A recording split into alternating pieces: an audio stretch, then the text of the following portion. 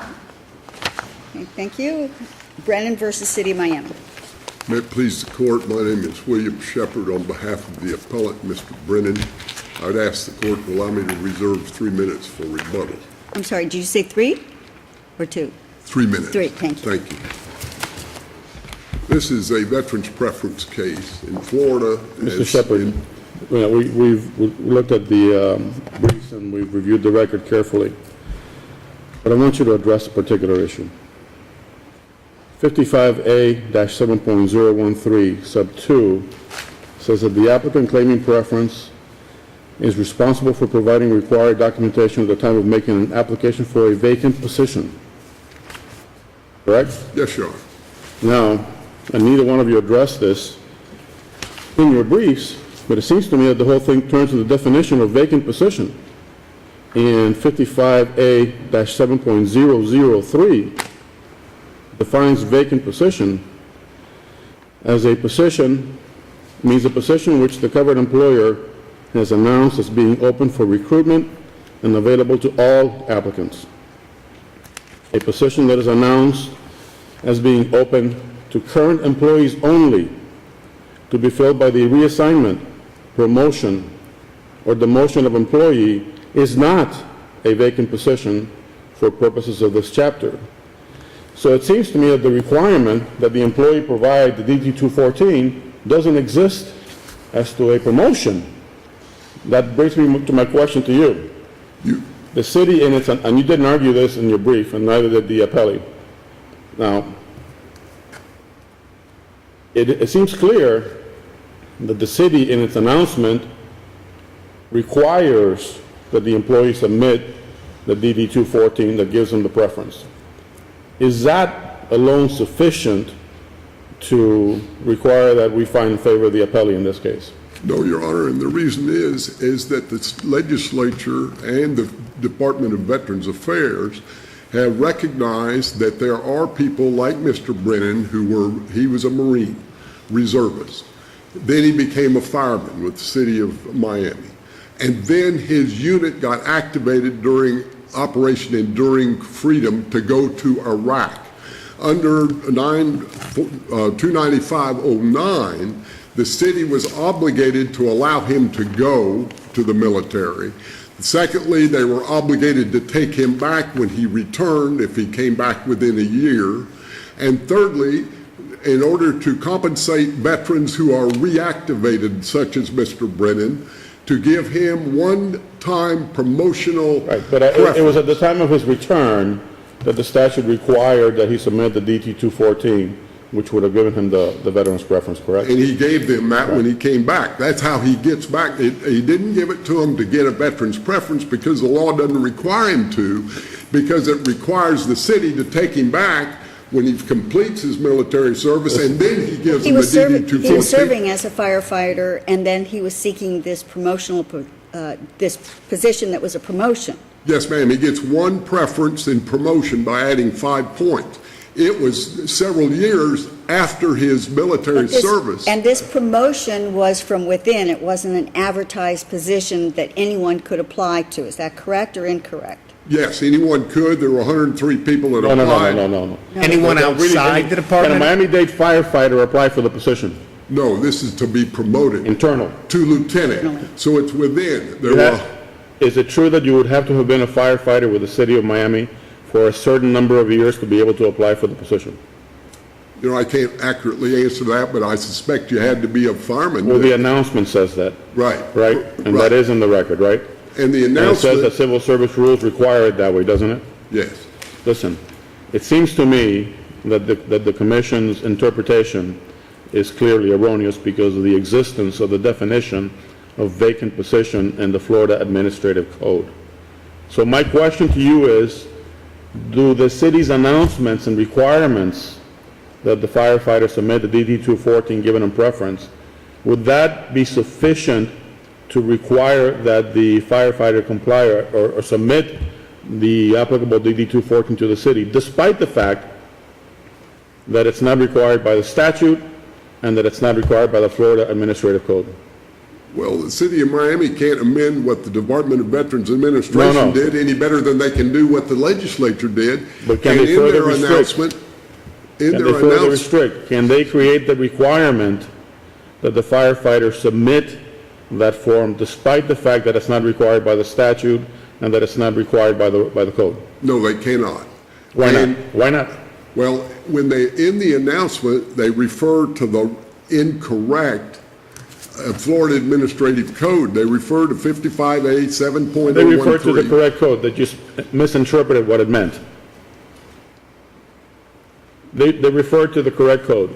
They just misinterpreted what the code meant. Because the code really didn't apply to promotions, it applied to vacant positions, right? And this was not a vacant position, correct? That's correct. So then can the city say, look, I know what the code says, but I don't want to have to look through my records. Therefore, you applicant, you must submit the qualifying copy of the DD 214. Judge, it doesn't make sense. If, I know Mr. Greco is sitting there trying to figure out how he's going to deal with this issue, but he's got about 5 or 6 minutes to work on it. Go ahead. we are under a totally different statute. 29507 is for preference in appointment and retention. This is not an appointment. He's already been there. It's not a retention. The second statute, 29509, is reinstatement, reemployment, promotional preference. Well, that's your argument. I understood that argument. But if it wasn't because there's a clear definition of vacant position in the code, then we may have had to defer to the interpretation of the commission. Well, what PERC did was it grafted the requirement of 7.013 onto 29509 promotional preference, and they don't have the power to do that. They've changed the law. They've amended the law, just like the city attempted to do it. If again I say, if the definition of vacant position was not in 003, it may have been necessary for us to defer to the commission's interpretation. But because they didn't follow their own rules, the code, then that's not an issue. The issue is the city's requirement, independent of the statute and the code, sufficient in this case? In the code itself, the employer is required to inform Mr. Brennan of the requirements of documentation. Suppose that they could do that, they did it.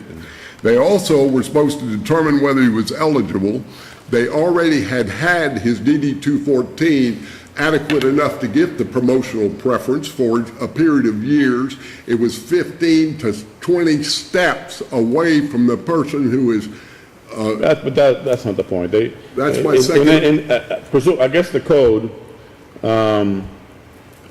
the way that it's written because of the definition of vacant position, creates or places the duty to determine or confirm the veteran's eligibility on the city once the veteran has returned and submitted the DD 214. Is that how you see it? Yes, sir. And in the announcement, he is required to check off if he is seeking the promotional preference by virtue of being either disabled or having served during wartime. He checked that. But I have a more basic question. I know that he checked this off, but the Department of Veterans Affairs issued a decision finding that he was responsible for, at the time, for providing the appropriate documents at the time of the application, which it's undisputed that he didn't comply with that provision, that he didn't give the appropriate documents at the time of the application. And there was a settlement agreement entered prior to that decision saying that the parties would agree to be bound by the interpretation by the department.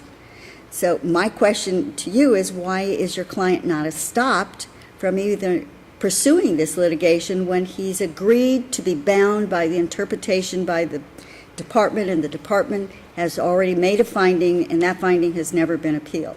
But the department found for him. They went No. on to That's find. not true. In 2010, they said that there was no legal basis for the for the issue, and then 2012, they said that they were reconsidering the 2010 decision and then finding that there was a violation. There were two.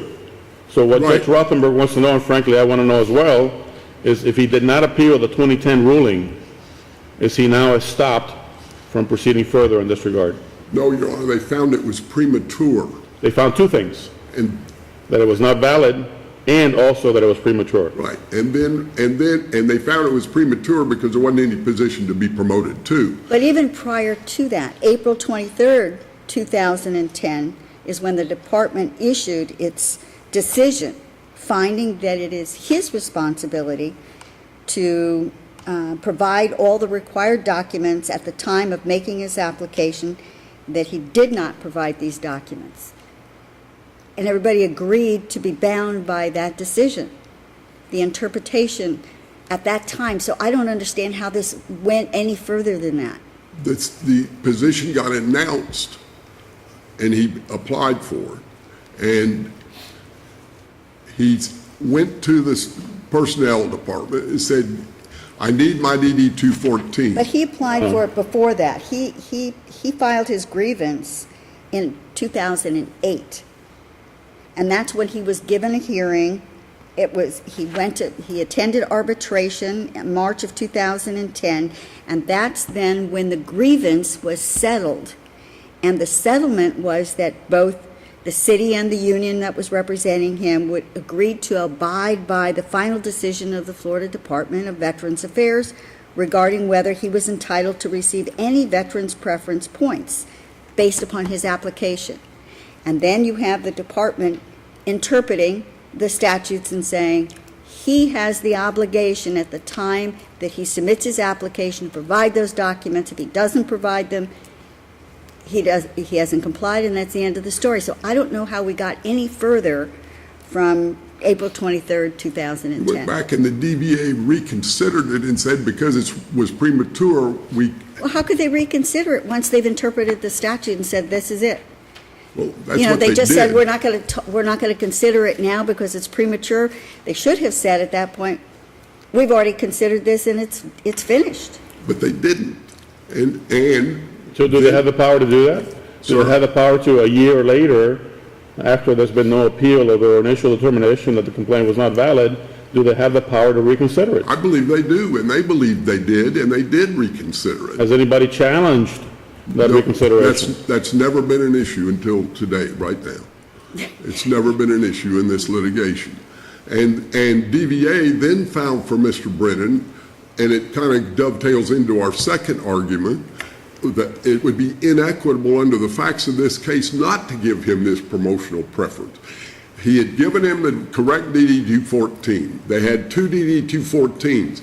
He can't find it at the last minute, so he goes to the HR department and says, will you please give me the DD 214 I need for promotion? But when he sees that they gave him the earlier one, the wrong one, That's what happened. it was his obligation to say, no, this is not the one I need the other one. Right. And I so, mean, if he had read the packet or picked up the packet that he should have, or gone to any of these lectures where they explained what you needed to do, or asked the appropriate person, then he could have had all of this properly explained to him. But he waits till the last second, runs to somebody who has no idea of what he needs, and then when he's handed a document, he turns it in, although this is obviously not the one he needs. but if I'm an employee of the city of Miami and I want to know about something that has to do with personnel matters, I would go to the HR departments where he went. Well, except that the documents tell you who you're supposed to go to, but he didn't bother picking up those documents. It wasn't mandatory is what the Well, record but reflects. the announcement also tells you what you're required to do. But they say- Listen, if you're going to argue that the city employees were careless, your client was just as careless in not properly reading the announcement and attaching to the application the correct DD 214. So, yeah, I think you're going nowhere with that argument. So, If it wasn't for the purpose of this statute, and particularly for promotional preference, when an employee's professional endeavors are interrupted to go serve his country, I don't disagree with you. The statute requires the preference. but you're And he ignoring served our the country, he's purpose of the entitled to the statute. preference. You're ignoring the purpose of the statute if both parties are at fault. The purpose of the statute is to protect the veteran, to give the veteran preference, then he ought to win Mr. when Sheppard, everybody's wrong. the only point that I'm making is that it doesn't matter whether one or the other or both were careless. The issue here is what does the statute and the code require, and what is the proper interpretation of 7.013 sub 2.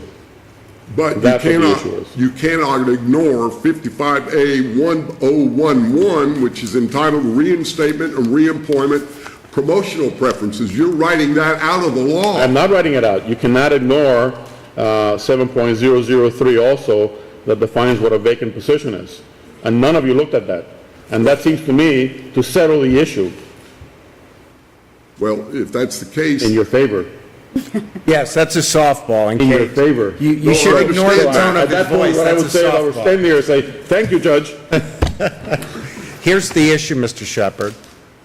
Assuming the statute, assuming the rule did not require your client to provide this documentation, all right, as Judge Fernandez suggested, based on the definitional language, it would appear that 013, or 003? 013. 013 Up to. does not apply to promotions, right? Because it says for a vacant position, that's defined in the previous statute. So assuming that 013, the documentation requirements don't apply, should the remedy for us, because it looks like the division interpreted 013 as applying to a promotion, wouldn't the right remedy be for us to remand to DVA to make the determination in light of the fact that this statute doesn't actually apply, which causes the question of what Judge Fernandez is asking ultimately, which is, in the absence of this rule applying, can the appellee still impose its own documentation requirement? In the absence of an applicable rule requiring it, can the appellee still impose its own documentation requirement? And shouldn't we remand for a determination of that issue, or can we decide it ourselves? I think you should decide it yourself, and I don't think that they can. I don't think an agency can write beyond what the law allows them to do. And the statutes are clear and the regulations are clear, and I think what happened is because of the advent of wars in the last 10 or 15 years in our country, our public officials or public employees are being activated because they're in the National Guard or the reserves, and we're fighting wars all over the world with reservists and National Guard troops, and they interrupts their work, and they should get. We understand all the equities, And we agree with you. the intent. Thank Yes. Okay, We agree with the intent. That's what the statute, that's what the law says. Thank you, sir.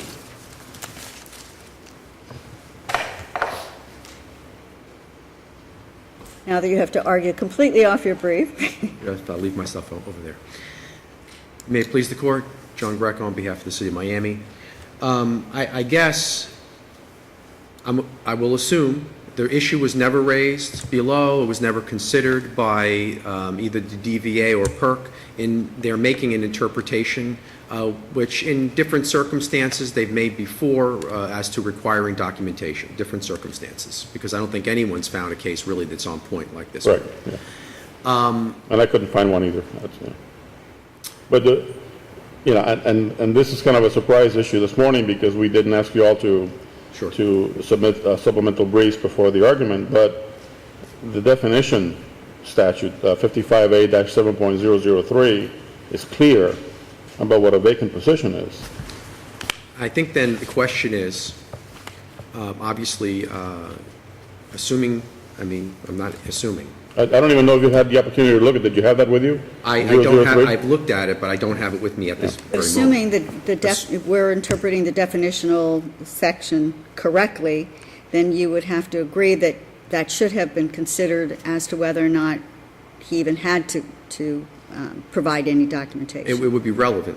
Because it it's a wasn't- promotional position. Because this is a promotional position, and I agree with what was stated before, that it was open to people within the City of Miami that were seeking a promotion. You can confirm that, right? That it was only open to City of Miami firefighters. But I'm sure that's correct. Right. I think the issue then is whether or not, because this was a rule Well, they there are were a couple of interpreting. issues. And I think the question that was posed previously by Judge Rothenberg is the first issue that we need to deal with. If there was an agreement and there was a DVA consideration that found that there was no validity to the complaint, and then the DVA reconsidered a year later, are they permitted to do that, or has that issue even been raised for us to consider? I don't think it hasn't really been raised, at least at the appeal. I would agree that they were bound by the determination of the DVA, and not only because they agreed to be bound by it, and Why also wasn't because there, an objection immediately whenever there was a resubmission for consideration? I think that it was because of the recognition that I don't know why there wasn't an objection below. I did not litigate it below. But I think there was an agreement that it was really not ripe because of the fact that it wasn't determined whether the person would have ever been appointed within the time When would it limits. ever be ripe? It never would have been ripe if it was decided back in 2010, then it's finished. It's never going to be more ripe than that. Right. Again, Well, I can't speak to you what. refer to ripeness in the sense that at the time, he would not have been eligible for promotion Right. anyway, even if he got his 5 points. Right. Right. Because they had not reached that Exactly. point in the list yet. Exactly. And I think that's That's what they probably, if I refer had to to as guess, that's ripeness. why I see. it wasn't So an issue. it might wasn't an well issue. have been an equitable decision, not to try and raise an estoppel argument when it became ripe. In other words, when the preference points would have made a difference to him, perhaps there was an internal decision that it wasn't equitable to raise the estoppel issue at that point. So it's not been raised, not really an issue for us. It's not, I don't think it's really an issue in all candor with the court. So let's go to another point right quick, if you don't mind.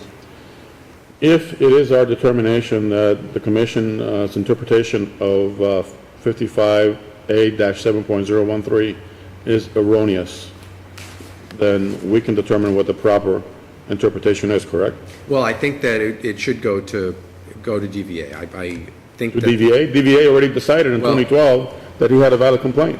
I mean, we have an issue that's never been raised before. We have an agency that that is accorded the deference because they, both the DVA as well as PERC are an expert in labor issues, and then they should consider whether or not absent the fact that, assuming that section, I think is 0.013, that Right. says you have to supply documents, whether or not that applies, assuming that doesn't apply, because here the agency is interpreting the statutes, not they have rulemaking Code. They're authority. interpreting the code. Right, but, I mean, the code is implemented or implements the statute. It may be that the DVA still has the authority or feels they have the authority to administer if there's a gap. In other words, if there's a gap, maybe the DVA and PERC have the ability to say, well, under this set of circumstances, we're not going to put the burden on the city or the state or any other governmental entity in Florida to search their records under all the different circumstances and be liable for any type of error or oversight. Yeah, but the DVA has already decided in 2012 that Mr. Brennan had a valid complaint. What's the point of sending it back to them? I mean, I can understand perhaps sending it back to the commission because they misinterpreted .013, but why the DVA if the DVA has already decided that he had a valid claim, despite all of this? I mean, either or. I mean, below, to the administrative agency below, they made the determination of what the law was. And again, because this issue hasn't been raised ever, I think they should, at the first instance, be the ones that decide what that means and whether or not what happened in this case. But they did have an opportunity to do that, and they got it wrong. Right. So Well, what's the point of sending it back to them? because I think that they, again, because of the fact that this is an administrative law issue, and I think that because the law accords them deference in interpreting the statute, it may be that even if that rule didn't apply, maybe there's some other justification for them to be able to issue an order that doesn't treat appointees outside of the government applying for a position differently from people who were promoted from within. Because remember, I think, And what would that be? I think the fact that, the city, the state, large agencies, putting the onus on them to be able to, or the clerk to determine what records may or may not exist, because, there may be circumstances where a veteran doesn't So supply then, their in your forms. view, it's possible then that because the city made the announcement placing the requirement on the applicant to submit the proper DD 214, then you're suggesting the commission can reach the same conclusion that it is his duty. The commission and not the city. I'm not saying that the city can take any actions that might. That No, the no, but commission the might city take. is the one that required him to submit the DD 214 that gives him the availability of the veteran's preference, correct? Yes. But then the commission will be able to say, you're suggesting, I take it, that because the city gave him that notice, then that would have been sufficient, despite the fact that neither the statute nor the code requires that he submit that document with the application. Perhaps the reason was that it's not that difficult to search your own records internally. You're not being required to search records outside of the department. It could be. I mean, and maybe that's a demarcation that the commission would make, and maybe that's the justification for that rule. And I think I wish I had the rule right in front of me because I'd like to see whether it says. Does it prohibit it from applying to all the positions, or does it just say, well, this is what this rule applies to? I can read it for you. And there are 12 definitions in .003, and 10 deals with what a vacant position is, and defines the term, in quotation marks, vacant position. And it says it means a position which the covered employer has announced as being open for recruitment and available to all applicants. That's what a vacant position is. And then it says period, and then a position that is announced as being open to current employees only to be filled by the reassignment, promotion, or demotion of an employee is not a vacant position for the purpose of this chapter. So they seem to say, when you're dealing with your own people internally, this 0.13 sub 2 does not apply, which is the one that requires, I'm sure you have that one, the one that requires the veteran to submit the documents that give him the preference. Again, and it may be, and the reason I think I'm arguing now that if that's the case, that the issue, or at least the remedy, would be remand as opposed to having the court interpret the statute, is because, again, the deference that's paid to PERC in interpreting labor issues. And but the statute does not require interpretation. At least the code does not require interpretation because the language is clear and unambiguous. We are not writing anything about what 0.013 means. We're saying that if you read the code in its entirety and what it requires, 013 sub 2 doesn't apply to the veteran returning from a deployment back to the employer or a promotion. So it wouldn't go back to PERC if it was to go back at all. It would go back to the commission to reconsider based upon the definitional section, whether he was required to submit any documentation. Yes. Yeah, but that's PERC, right? The commission is PERC. The commission is PERC. Yeah. Oh, okay. So Sorry about that. I think that it seems like that's the focal issue, and it sort of steered this argument. If there's any other questions, I mean, our other points have been raised in the brief. I think that seems to be the real But issue listen, here. if we send it back to the commission, I'm sorry, but if we send it back to the commission, we're not going to ask them to read their own code and correctly interpret 013 when the language is clear and unambiguous. What we would ask him is, in light of the fact that 013 does not apply here, is there any other requirement that the veteran submit the DD 214? Sure. We're not going to say, listen, PERC, we feel this way about your interpretation. We feel that it's clearly erroneous and the language is clear. Do you think we're right or not? If the court- We're not going to say that. Well, I think the way the way it would play out would be that you would, if you determine that one rule that doesn't apply because of the definition of vacant position, then it would be remanded for PERC to decide whether under any other circumstances requiring the city's, I guess, two issues, whether, number one, the city's application or the process Announcement. which required that the applicant provide documentation rather than the city was consistent with the chapter that applies. Or rather, whether the failure to comply with the requirements of the announcement would be a disqualifying act Yes. for the veteran's preference. And also whether or not, because I think maybe they would have to also look at whether or not if the rule doesn't apply, if there's anything else that would, and maybe that goes hand in hand with Well, what and the city something else issuing is it. what Judge Sheamus Right. just said. It's the announcement from the city. Yeah. Right. Is that sufficient to place the onus on the applicant to submit the correct DD 214? Yes. That's why I think it would be remanded rather than, because, again, and, it might be different in a case where the lower court was a trial court, a circuit court, but here we're talking about administrative law and an agency that implements this. So, This before you process. sit down, I'm sorry. No. The city's announcement, was the requirement established in the city's announcement that the veteran provide the correct DD 214 sufficiently separate from the statute and code that the city believed required it but did not? Well, that would be hard for me to say. Again, Is it inextricably intertwined, or is it completely separate? And you can't say that right now, right? I wouldn't be able to, again, because it's not an issue that's really ever been tried, or Well, maybe it we'll might ask be you to something that sub- requires another, more evidence. Maybe we'll ask you to submit supplemental briefs, I don't Or know. if that would be, the city obviously would be very willing to do that, if the court would like that. Unless there are any other questions, thank you. Well, do you think you've had enough? The error that we're dealing with was caused by the city itself when it referred to the wrong Florida Administrative Code requiring the, quote, correct DD 214. They were ignorant of it.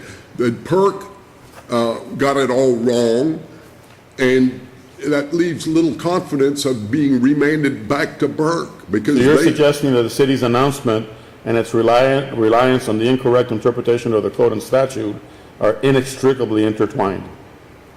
No question about it. It's part of the same problem. Understand. Everybody's looking at the wrong Florida Administrative Code. They don't understand the difference between entry level and retention as opposed to promotion by an already employed individual.